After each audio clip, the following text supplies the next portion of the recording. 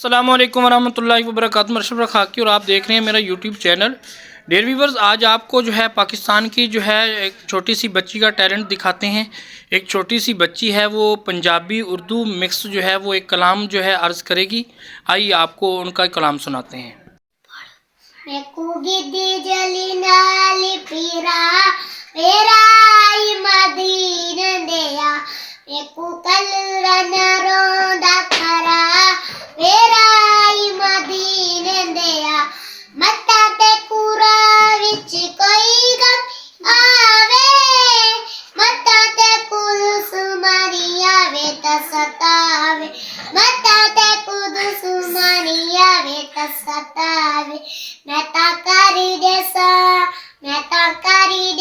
जिंदगी फिदा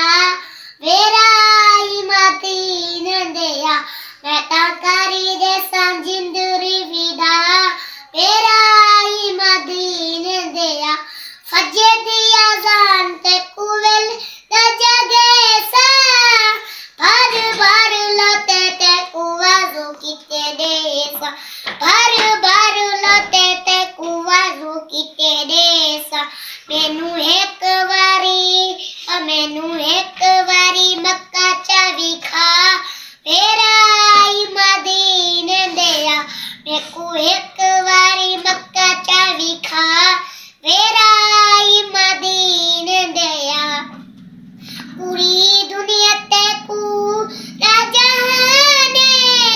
वाज सज रंदा बंवर माने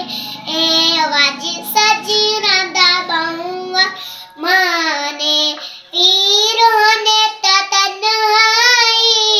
ओ बेना बिस्मिल्लाह कर दिया भाई ओ बेना बिस्मिल्लाह कर दिया भाई ऐसो दुनिया ते कोई ना चिट्ठिया उन्ना वाल ना सुरता दिखिया उन्ना वाल ना सुरता दिखिया बिस्मिल्लाह मीठा मदनी ओनानु सलाम जिना दिठा मदनी ओनानु सलाम जिना दिठा मदनी मीठा मदनी मदीने आया बिस्मिल्लाह करके आली मचाया बिस्मिल्लाह करो बिस्मिल्लाह मीठा मदनी ओनानु सलाम जिना दिठा मदनी ओनानु सलाम जिना दिठा मदनी मीठा मदनी तेरी शान वाला किवे रब दा कुरान वाला बिस्मिल्लाह मीठा मदनी ओनानु सलाम जिना दिठा मदनी ओनानु सलाम जिना दिठा मदनी मीठा मदनी मक्के आया रब ने देवा दे कर पक्के आया